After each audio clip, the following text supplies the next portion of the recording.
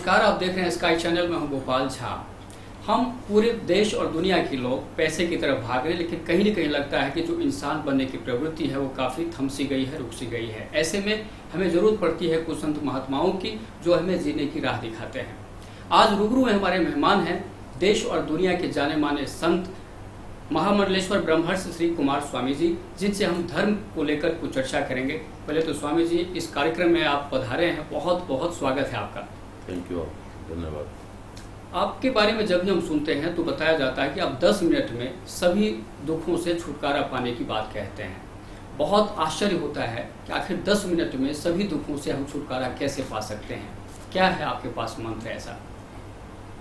आपको चैनल वालों की सभी जो लाखों भाई बहन हैं, आपको भी झा साहब को भी नमस्कार और सबका नमस्कार।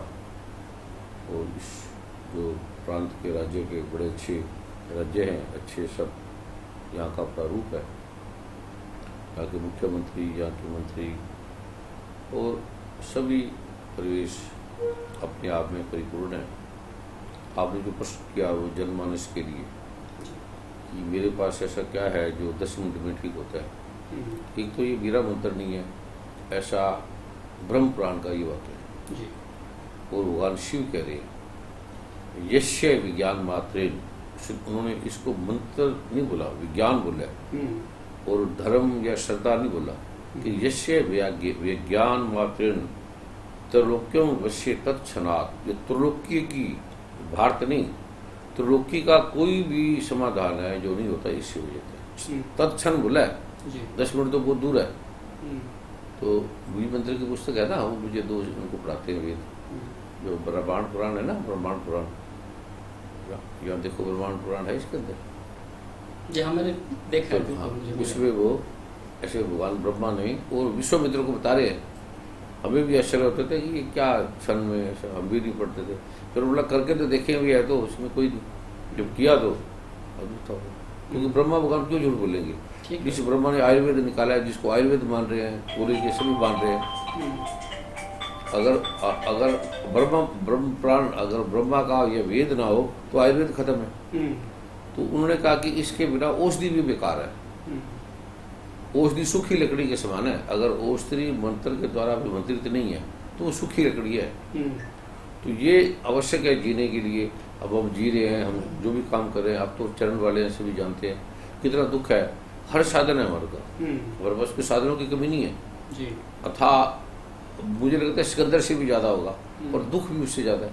कोई सेटिस्फाइड नहीं है, कोई आनंद नहीं है, बच्चे भी।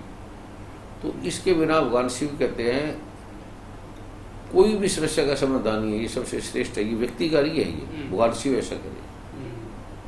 लेकिन मंत्रों का क्या महत्व है? हालांकि जैसे कहते हैं कि वेद में हर समस्या का समाधान है, लेकिन ये अलग बात है कि हम लोग वेद से बहुत दूर हो गए हैं, बहुत दूर हो गए, जहाँ पर अब पहुँचना बड़ा मुश्किल है। लेकिन मंत्रों का कहते हैं बहुत ज़्यादा महत्व होता है। तो आपके श्रीमुख से हम जानना चाहेंगे आखिर क्या महत्व है? जो विज्ञान से, अब अंधेरे से पूछो कि सूरज का क्या महत्व है, उसने देखा ही नहीं, महत्व क्या बताएगा? पहली बात ये जो प्रश्न है, आप मन से मन पूछ रहे हैं, मन को इसका उत्तर है ही नहीं। अब आपको कोई प्रेम मिलेगा, माँ का वात्सल्य मिलेगा, तो वो मन को थोड़ी बता, आपका चेहरा बता देगा। तो मंत्र जो है ये अपरा प्रकृति है। हमारा पृथ्वी, अग्नि, जल, वायु, आकाश, मन, बुद्धि और अहंकार, ये परा को नहीं जान सकते। गीता के 7वें रह के 4थे 5वें श्लोक में भगवान ने कहा है। तो मन का काम ही चिंतित होना, दुखी होना। मन को काम है जो भी दे दो रोता रहेगा, परेशान रहेगा, कुछ भी दे दो। आप टीवी चैनल के मालिक बन जाओ, राष्ट्रपति बन जाओ, प्राइम मिनिस्टर बन जाओ, जो मन के मते ना चालिए, पलक पलक बंद हो, मन का स्वभाव है। तो प्रकाश, अब यदि अंधेरे को बताओगे तो प्रकाश क्या है, तो उसको गलती बोलेगा, क्योंकि प्रकाश के आते अंधेरा विलीन हो जाएगा। गलत जो आदमी होगा, एक तो मुश्किल है ही, थोड़ा सरल है, मुश्किल कहीं लिखा तो है नहीं। हमें विश्वास एक तो वो नहीं आता भी क्या ऐसा हो सकता है, क्योंकि वैज्ञानिक बुद्धि के मन का स्वभाव नेचुरली है, ये स्वाभाविक है संदेह करना। संदेह करे पर वो एक बार करके भी तो देखे ना। जैसे आप करके देखोगे फिर आप उसको बता नहीं पाओगे। ये मन की वाणी के पार का विषय है, और ये ऐसे नहीं हर कोई कर लेगा। जैसे आप फैक्ट्री खोल लो या कुछ बंद हो, ये आपको प्रार्थना करनी पड़ेगी। राष्ट्रपति से अब आप फांसी लगी है तो राष्ट्रपति से आपको सीधे छुड़ा देगा? आपको बड़ी रीट या कोई ऐसा करना पड़ेगा, अभी अभी छुड़ा दो, अभी हम मर रहे हैं, प्रार्थना करनी पड़ेगी ना। बिल्कुल। तो जो आप जन्मों जन्मों से मर रहे हैं अकड़ में, दुख में, तन के, मन के, धन की पीड़ाओं में, तो आपको परमात्मा से प्रार्थना करनी पड़ेगी कि भाई हमें ये पाठ दो और हमें करना है। तो वो करने देंगे, नहीं तो नहीं करने देंगे। ये नहीं कि आपको तो मैं करता ही नहीं, ऐसा नहीं है, आप कर ही नहीं सकते। इसके लिए प्रार्थना करनी पड़ेगी जी। तो फिर आपको पाठ मिलेगा, तो फिर आपकी समझ में आएगा।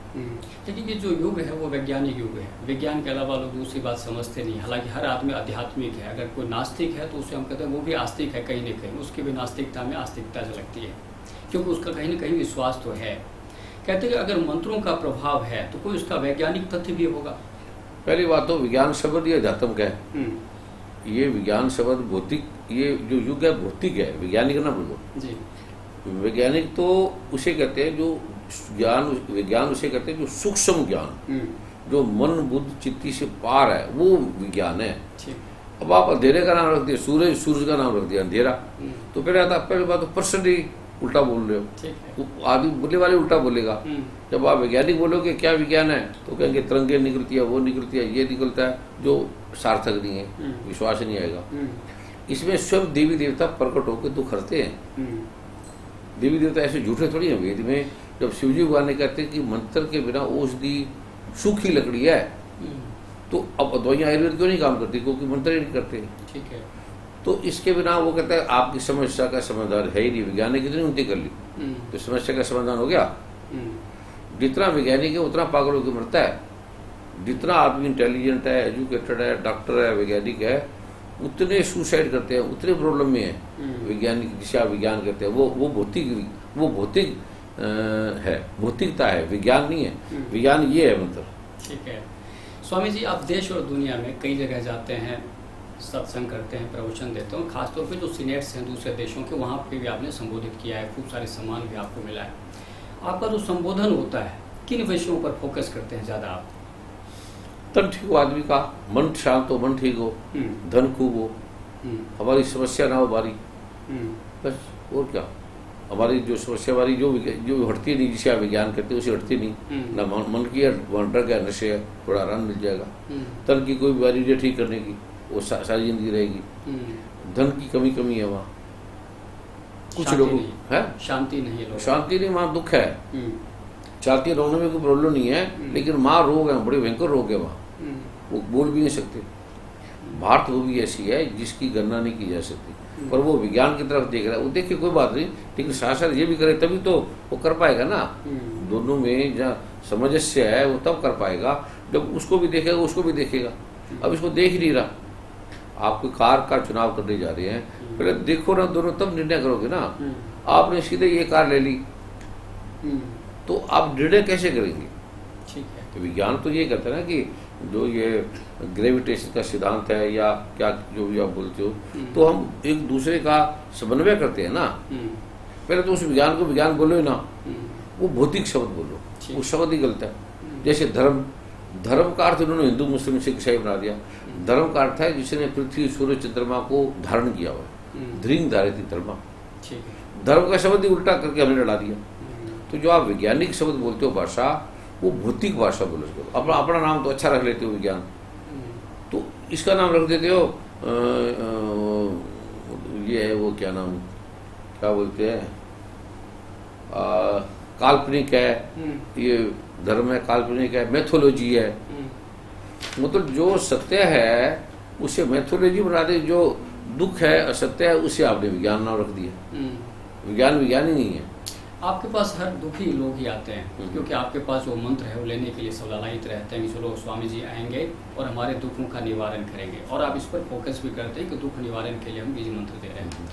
मेरा सवाल यह है कि किस तरह के दुखी लोग आते हैं, उनका दुख क्या है आखिर? तीन ही दुख है, तन के, मन के, धन के। उत्तेजना, जीवेशना, जीने की इच्छा, धनेशना, धन की इच्छा, यशेषना, यश की इच्छा। ऐसे यशेषना है, ये दुख है। और ये अंधेरे 8 प्रकार के हैं, तो बिना प्रकाश के हटेगा नहीं। मेरे बीज मतलब नहीं, मैं नहीं दावा करता, मेरा दावा नहीं है। ऐसे भगवान शिव, ब्रह्मा, विष्णु, महेश कह रहे हैं। जैसे वेद में क्या हरण ये काम आती है, उसी वेद कहते हैं कि इसके बिना वो हर्ड भी बेकार है। अब हमारे आयुर्वेद के युग में सब आयुर्वेदिक कहाँ चल रहा है, एलोपैथिक, और वो बीमारियों के घर है, वो बिजनेस है, झूठ है सारा। तो हमारे देश में हम ही नासमझी से ही हो रहे हैं, हम जो समझ नहीं रहे, अज्ञान से ही हो रहा है, यह समझना नहीं चाहते। करना कोई मुश्किल थोड़ी है, बाकी कामों में आपके पास है ना टाइम, लोगों के पास टाइम नहीं है, जिनके पास टाइम है वो करते हैं, जिसका किस्मत खराब है वो नहीं करते, वो फिर प्रार्थना करे तब कर पाएंगे। ऐसे नहीं कि हम नहीं करते, कर ही नहीं सकते, हम नहीं करते। हम लोग प्रकृति से दूर होते जा रहे हैं और लगता है कहीं न कहीं इसीलिए हम दुखी भी हो रहे हैं। तो प्रकृति की ओर लौटने के लिए अब हमें क्या कुछ करने की जरूरत है? कुछ नहीं, प्रकृति में बैठे रहो, कुछ नहीं होगा। बिना इस मंत्रों के सुख हो गए। प्रकृति में बैठे ना वैज्ञानिक, प्रकृति की बने बड़ी सुंदर सुंदर नदियां हैं, हवा है, अब यहाँ सब प्रकृति में बैठे हैं ना, दुख के समुद्र है सारे। एक आदमी को लगते सुखी, गाँव में बैठे ना लोग प्रकृति में, तो सुखी है। प्रकृति से सुखी नहीं होगा, इस केवल पाठ से होगा। और लोग इसी गुफा में बैठे, वहां प्रकृति नहीं है। भगवान महावीर कभी प्रकृति में नहीं गया, बुद्ध कभी प्रकृति में नहीं गया। प्रकृति ऑक्सीजन मिल जाएगी आपको, सुख थोड़ी ले मिलेगा। सुख इसी भगवान के नाम से किसी से मिलेगा। और आजकल स्वामी जी धर्म गुरुओं की तो बहुत ज़्यादा बड़ी तादाद हो गई है। आजकल हम जब भी टीवी चैनल से देखते हैं तो धर्म गुरु प्रवचन देते रहते हैं, लेकिन जिस तरह से उनकी संख्या बढ़ रही है उसी तरह से साख भी गिरती जा रही है। कुछ इस तरह के मामले भी आ रहे हैं, तो लगता है जो सही गुरु हैं उनके ऊपर भी एक प्रश्न चिन्ह खड़ा हो जाता है कि ये भी ऐसे होंगे। तो ऐसे दौर में धर्म की रक्षा करना किसी धर्म गुरु के लिए कितना मुश्किल है? एक तो गुरु जो होगा उसको पता ही नहीं मैं गुरु, ना उसकी साख है, ना उसको धन की प्रॉब्लम है, ना वो धन चाहता है, ना उसकी जेविएशन है, ना वो दूसरे किसी को गिराना चाहता है, ना बढ़ाना चाहता है। गुरु जो है उसके अंदर गुरु डमी पहली बीमारी है। जो गुरु शब्द है उसका शब्द का अर्थ है कि अंधेरे से प्रकाश में ले जाता है।